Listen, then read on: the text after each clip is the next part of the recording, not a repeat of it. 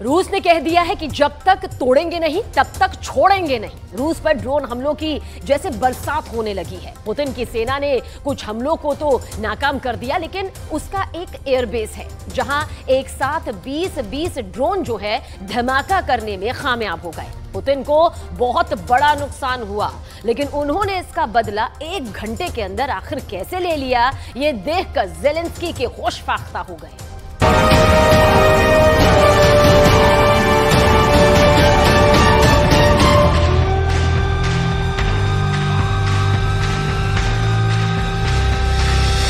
उनतीस अगस्त रात 11 बजे ये आग रूस में लगी है। ये सायरन रूस में बज रहा है। ये रूस का पेस्को इलाका है और यहां हुए धमाकों के बाद एयरबेस धू धू कर जल रहा है।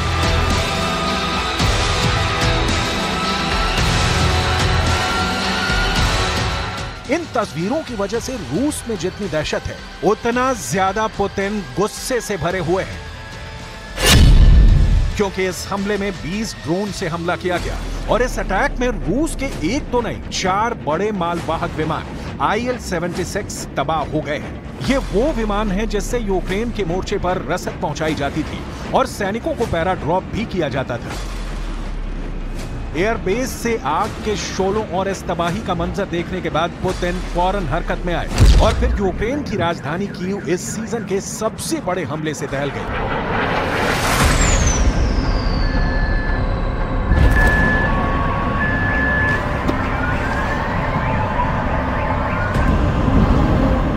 इस धमाके और इसकी तस्वीरों ने ज़ेलेंस्की को रात भर सोने नहीं दिया। यूक्रेन की पूरी राजधानी रात भर जागी है, क्योंकि पुतिन ने 1 घंटे के अंदर ही यूक्रेन से बदला लिया है।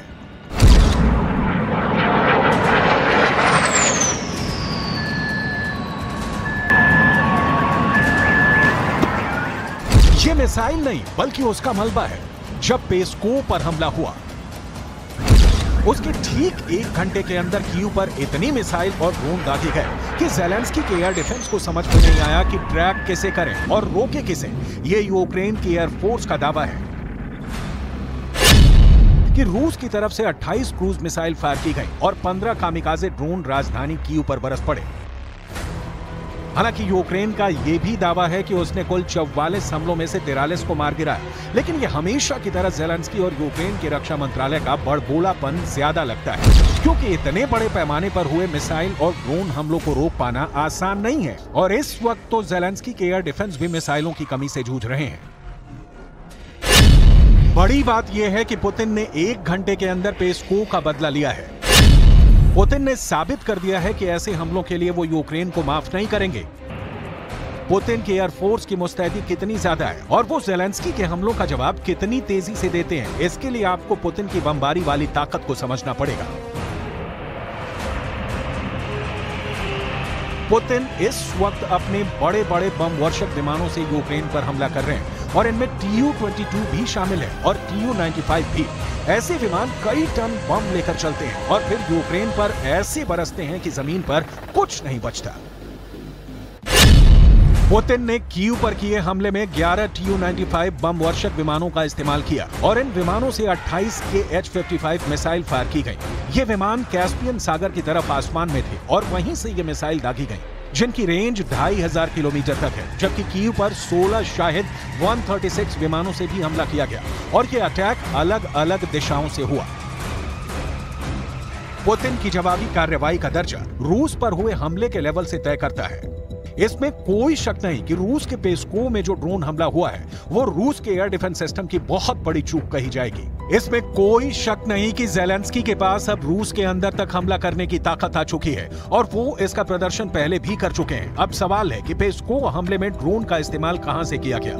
यूक्रेन का युद्ध अब ऐसे दौर में दाखिल हो चुका है जहां पुतिन के एक नहीं बल्कि दर्जनों दुश्मन है और पुतिन को सब पर शक है। जिस पेस्को एयरबेस पर यह हमला हुआ, वहां से नाटो के सदस्य देश एस्टोनिया और लातविया ज्यादा करीब है। पेस्को एयरबेस की उत्तरी यूक्रेन से दूरी 660 किलोमीटर है, जबकि एस्टोनिया के बॉर्डर से ये जगह महज 30 किलोमीटर के फासले पर है, जबकि लातविया से दूरी 60 किलोमीटर है। ये दोनों नेटो देश हैं। इसलिए शक उठता है कि क्या इस हमले में एस्टोनिया और लातविया कहां थे, क्योंकि ये दोनों जगह पुतिन के खिलाफ हमले में इस्तेमाल की जा सकती हैं।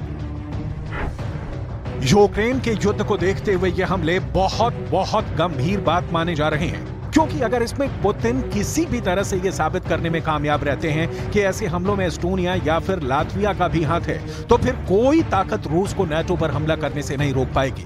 हालात इसलिए भी नाजुक हैं क्योंकि पुतिन पर 1 महीने में ये ऐसा दूसरा हमला है जिससे ये बात साबित हो गई है कि युद्ध अब रूस के बॉर्डर के अंदर दाखिल हो चुका है। इससे पहले 19 अगस्त को रूस के सेल्सी एयरबेस पर बहुत बड़ा हमला हुआ था और तब रूस के स्ट्रेटेजिक बम वर्षक विमान Tu-22M3 को ड्रोन अटैक में तबाह कर दिया गया था। तब इस तस्वीर ने पुतिन को बहुत बेचैन रखा। 24 घंटे के अंदर पुतिन की तरफ से जवाबी कार्रवाई का इंतजार होता रहा। इस तस्वीर ने रूस की इज्जत को जैसे मिट्टी में मिला दिया। इस तस्वीर को देखकर पुतिन बार बार पूछते रहे कि इसका जिम्मेदार कौन है और उसे क्या सजा दी जाए। इस तस्वीर को रूस ने दुनिया से छिपाने की बहुत कोशिश की, लेकिन इतने एंगल से यह तस्वीर वायरल की गई कि रूस की बहुत फजीहत हुई। यह वजह है कि पुतिन के गुस्से का तापमान उतना ही ज्यादा बढ़ता गया। ये युद्ध वाले बुखार की वो स्टेज है जिसमें अचानक से ज़ेलेंस्की ने पुतिन को बड़े झटके देने शुरू कर दिए हैं। पुतिन को इसका जवाब देना ही था और पुतिन ने 29 अगस्त की रात में ये करके दिखा दिया। देखा जाए तो यूक्रेन ऐसे हमले करने में सक्षम है। आए दिन अब मॉस्को में ड्रोन से हमले हो रहे हैं। पुतिन कई ड्रोन को मारने में कामयाब हुए हैं, तो ज़ेलेंस्की के कई ड्रोन ने अपने मिशन को पूरा किया है। इस युद्ध में काउंटर अटैक छेड़ चुके ज़ेलेंस्की का सबसे बड़ा मकसद युद्ध को रूस के अंदर ले जाता है और अब वो इस तरह के हमले करके पुतिन को बताना चाहते हैं कि जंग की आग यूक्रेन को ही नहीं, रूस को भी पूरी तरह जला सकती है। रूस के एयर डिफेंस सिस्टम पूरी दुनिया में मशहूर है और कई मायनों में ये पश्चिमी सिस्टम से भी बेहतर माने जाते हैं। इस वक्त यूक्रेन के ड्रोन्स को रोकने के लिए अलग अलग दर्जे का एयर डिफेंस सिस्टम इस्तेमाल किया जाता है। देखा जाता है कि खतरा कितना बड़ा है, क्या ये ड्रोन है या फिर मिसाइल या फिर कोई लड़ाकू विमान। रूस का बॉर्डर ही नहीं, खास कैपिटल सिटी मॉस्को को बचाने के लिए बहुत ही पुख्ता एयर डिफेंस जोन बनाया गया है। सेल्सी में तो एयर डिफेंस सिस्टम रहा ही होगा, इसमें कोई शक नहीं। रूस को हवाई हमले से बचाने के लिए सबसे बाहरी circle S-500 air defence system cover करता है, जो विमान ही नहीं परमाणु बैलिस्टिक मिसाइल को भी रोक सकता है।